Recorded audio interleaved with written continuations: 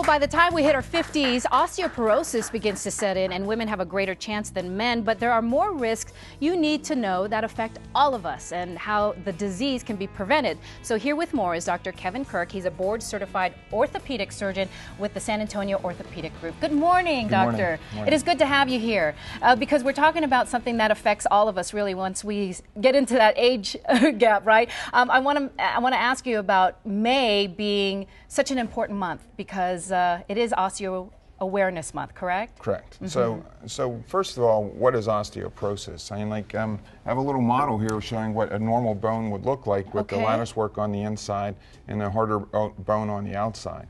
Whereas osteoporosis is the increase in the porosity of the bone. And so you can see the difference between the two right here. I'll go ahead and hold one.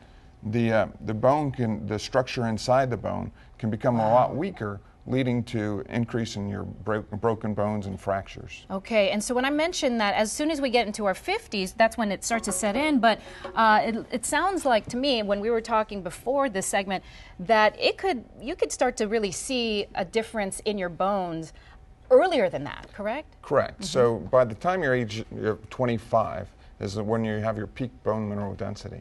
And so over time, as you age, due to hormonal changes and just the natural process of aging, your bones can become a little bit more porous. So it's very, very important to have the strength of the bone at an early age. And who is more at risk? So there's certain factors to put you at gender. Women are more common. About 1 in 2 women over the age of 50 will have an osteoporosis-related fracture.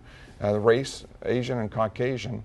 And then also if you have poor eating habits, a diet low in vitamin D and calcium, as well as a sedentary lifestyle because the bone does not stimulate it to build. And then also if you're a smoker or if you have a family history of osteoporosis. Which is why it's so important to be mindful of these risks because over time it can really take its toll. So are there any preventable measures that we can take? Sure. You can, first of all, have a good diet, and rich in vitamin D and calcium, and then also have a reasonable exercise program. But, oftentimes people will ask, why is an orthopedic surgeon involved and care about osteoporosis so much? Well, it's because we're the people who fix the fractures. We're the people who see the impact that it has on your families when you break your hip or break your wrist or have a spine fracture. And so what we've tried to do in our group, the San Antonio Orthopedic Group, is really look for the health of the community.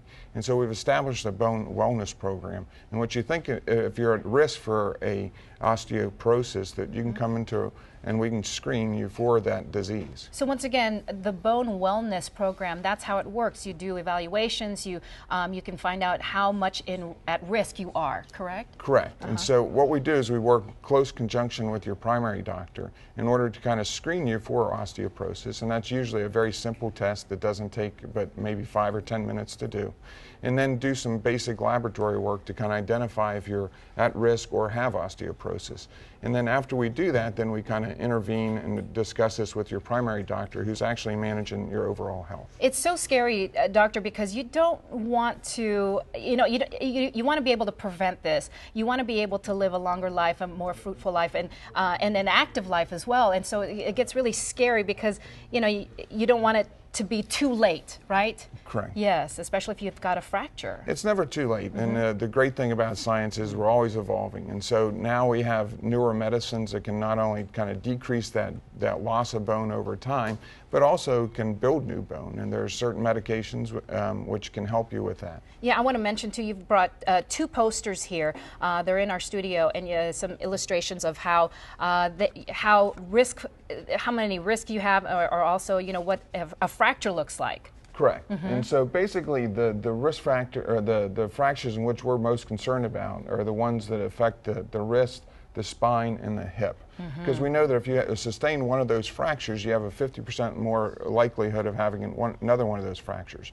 But if we intervene by doing some prevention with dietary counseling, or if we get you screened and make sure that you have osteoporosis, is that we can start the intervention to kind of prevent that second fracture. So vitamin D, calcium, make sure you get some of that into your system, correct? Correct. Yes, and a very healthy and active lifestyle. Correct. All right, well, thank you so much, Doctor. You know, if you've got some questions, you can call the San Antonio Orthopedic Group. They've got a bone wellness center there. There's a phone number on your screen. You can also check out their website, TSAOG.com. And they've got a special mention, you know, don't wait until it gets too late for a checkup. You can be evaluated for if you are at risk of osteoporosis, correct? That is correct. All right. Thank you, Doctor.